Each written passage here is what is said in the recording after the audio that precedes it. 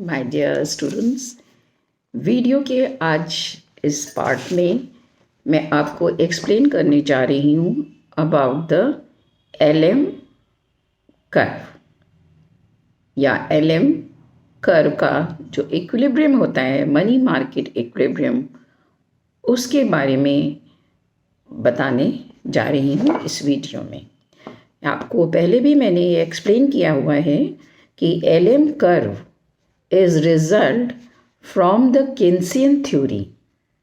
जो केन्स ने theory form करी थी उसका ही ये रिजल्ट है। Given for money market equilibrium, Keynes ने ये थ्योरी दी थी, आपको याद होगा, मनी मार्केट के संतुलन के लिए। Keynes opinion that the demand for money depends upon the two motives. जो मनी की डिमांड होती है उसका प्रमुख आधार दो होते हैं, that are transaction motive and speculative motive. मुद्रा की हम मांग क्यों करते हैं? या तो हम उसको खर्च करना चाहते हैं या फिर हम उसको और किसी स्पेक्युलेटिव मोटिव में लगाना चाहते हैं। The transaction motive are the direct function of income. जब हमारी आय बढ़ती है या इनकम हमें प्राप्त होती है तो उस इनकम से हम डायरेक्ट अपनी आवश्यकताओं की पूर्ति करते हैं या डायरेक्ट ट्रांजैक्शन करते हैं। इसलिए इसे डायरेक्ट फंक्शन ऑफ इनकम कहा जाता है। When the income of an individual is greater than he keeps greater portion of income for transaction motive. The transaction motive include those motives that are related to buying of goods and services. Transaction का मतलब ये है कि हम अपनी आवश्यकता की पूर्ति के लिए goods and services को खरीद रहे हैं। Thus, इसलिए the individual demand for money, एक व्यक्तिगत रूप से जो demand for money is based on the level of income. Very simple, हम सब जानते हैं कि हमारी जितनी इनकम होगी उतना ही उसी आधार पे हम अपनी गुड्स एंड सर्विसेज को मार्केट से खरीदेंगे। So the individual demand for money is based on the level of income. जो भी हमारा आय का स्तर होगा, as he requires money for finance their expenditure। हमें मनी की क्यों आवश्यकता होती है? क्योंकि हम अपने एक्सपेंडिचर के लिए मुद्रा की मांग करते हैं। Hence, the demand curve is the result comes from the transaction motive। दूसरी तरफ देखिए क्या होता है। On the other hand, the demand for money is also based on the interest rate or the cost of holding money। Demand for money जो हम करते हैं, एक तो ट्रांजैक्शन मोटिव के लिए करते हैं, दूसरा उसको सेव करते हैं और भविष्य में आने वाली अपनी आवश्यकताओं की पूर्ति के लिए मुद्रा को हम अपने पास संग्रहित करते हैं। Keeping the money idle or in safe in the home locker just result into loss of interest। अगर मुद्रा को हम जमा करना चाहते हैं और यूं ही अपने घर में उसको डंप कर लेते हैं तो इससे क्या होता है, हमारा जो मुद्रा से मिलने वाला जो रेट ऑफ इंटरेस्ट होगा वो हमें प्राप्त नहीं होगा। रादर द आइडल मनी, जो हमारी बेकार मनी पड़ी हुई है या जिसको हम अभी प्रेजेंट में एक्सपेंडिचर्स नहीं कर रहे हैं, एक्सपेंडिचर के लिए यूज़ नहीं कर रहे हैं, can be put to use by lending it to other और invested in any other financial asset to gain some result. तो वो मुद्रा जो वर्तमान में हम खर्च नहीं कर रहे हैं उसको आइडल मनी के रूप में हम नहीं रखेंगे, बल्कि उसको किसी ऐसे को देंगे जिसको कि मुद्रा की आवश्यकता है, या हम उसको इन्वेस्ट करेंगे फर्दर लाभ कमाने के उद्देश्य से। तो इसका परिणाम क्या होगा? Consequently the demand for money, जो हमारी मुद्रा की मांग है, जिसको इनिशियली हम एम डी शॉर्ट डी से डिनोट करते हैं, is the function of income. जो हमारी मुद्रा की मांग है ये हमारी इनकम पे बेस्ड है, एंड द इंटरेस्ट रेट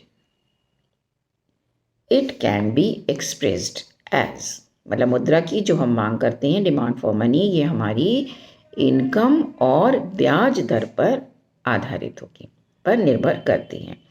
तो इसलिए एल्जेब्रिक फॉर्म में इसको हम एम डी ऊपर शॉर्ट में लिखते हैं, that is equal to L bracket में Y is income, comma R is rate of interest.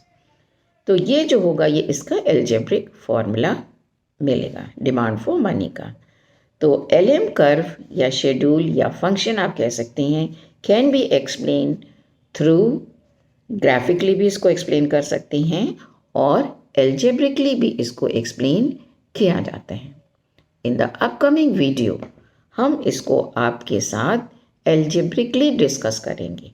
जो हमारा LM फंक्शन है ये किस तरीके से बीजगणितीय आधार पर इसको कैसे फॉर्म किया गया है और किस तरीके से हम अपने नेशनल इनकम के लेवल को कैलकुलेट करेंगे, ये हमारा आगे का पार्ट रहेगा वीडियो का।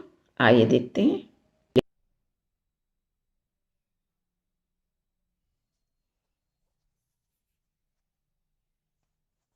देखिए आपके सामने आपको दिख रहा होगा derivation of LM function algebraic method.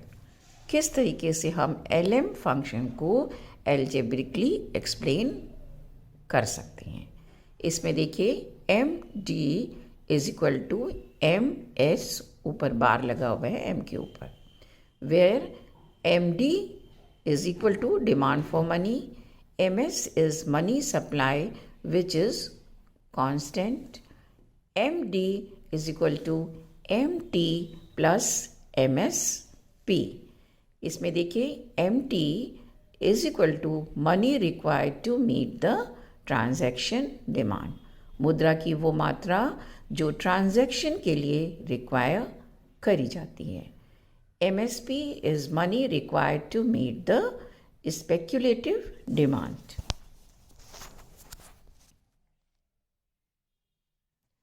Then MT is equal to KY as transaction demand is the direct function of income। जो हमारी ट्रांजैक्शन के लिए मुद्रा की जो हम डिमांड करते हैं, that is the direct function of income. जितनी हमारी इनकम होगी उतना ही हम ट्रांजैक्शन के लिए मुद्रा को खर्च कर सकते हैं। Now MSP that is equal to 1 minus I bracket में R as the speculative demand is the reduced function of interest rate। Since MD is equal to MS bar, then MS bar is equal to K bracket में Y bracket close plus 1 minus I bracket में R is for rate of interest। Then K bracket में Y is equal to MS bar minus 1 minus I bracket में R bracket close। Y is equal to, then income is the function of 1 upon K bracket में MS minus 1 minus I bracket R। This is the algebraic derivation of LM function in a money market। जो हमारा मुद्रा बाजार होता है उसमें ये हमारा LM फंक्शन होगा, एल्जेब्रिक फॉर्म में इसको एक्सप्रेस किया गया। एग्जाम्पल के तौर पे आप देख सकते हैं, find out the national level in money market when the following is given. कुछ वैल्यूज़ आपको दी हैं, उसके आधार पे आपको इसको फाइंड आउट करना है। Money market model is MS equal to 300 million. Transaction demand, that is MT, is 0.5Y. Speculative demand, that is MSP, is equal to 300 minus 3000 R, and R is 8%, that is given. ये values आपको दी हैं. इन values के आधार पे आपको national income का level find out करना है. तो सॉल्यूशन में आप देख रहे हैं आपके सामने किया हुआ है M D is equal to M S dash, फिर M T plus M S P is equal to M S. पूर्व में हमने आपको एक्सप्लेन किया है सबसे पहले. Then K Y plus 1 minus I bracket में R is equal to M S bar. M S क्या है? Money supply which is constant. And K Y dash is equal to ms dash minus 1 plus I, that is investment, bracket में r bracket close. I hope यहाँ तक आपको clear हो गया होगा. After that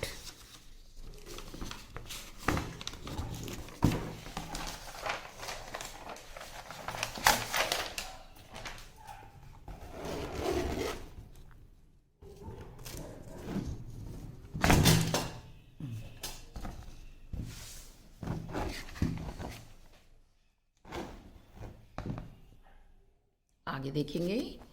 where bracket में 1 minus I bracket R bracket close, that is M S P, and R is given 8%. So 0.5y is equal to 300 minus 300 plus 3000 bracket में 8%, that is are.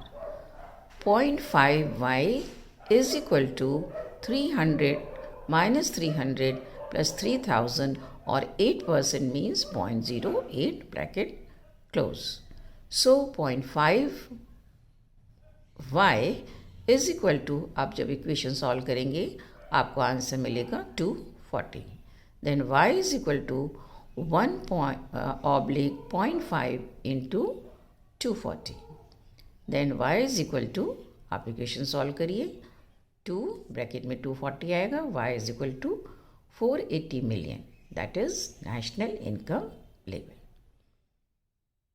आप copy कर सकते हैं इसको. I hope आपको ये चीज़ clear हो गई होगी कि किस तरीके से आप एल्जेब्रिक फॉर्म में LM फंक्शन को या नेशनल इनकम लेवल को फाइंड आउट कर सकते हैं, या LM फंक्शन जो है किस तरीके से नेशनल इनकम लेवल को एक्सप्लेन कर रहा है. Thank you so much.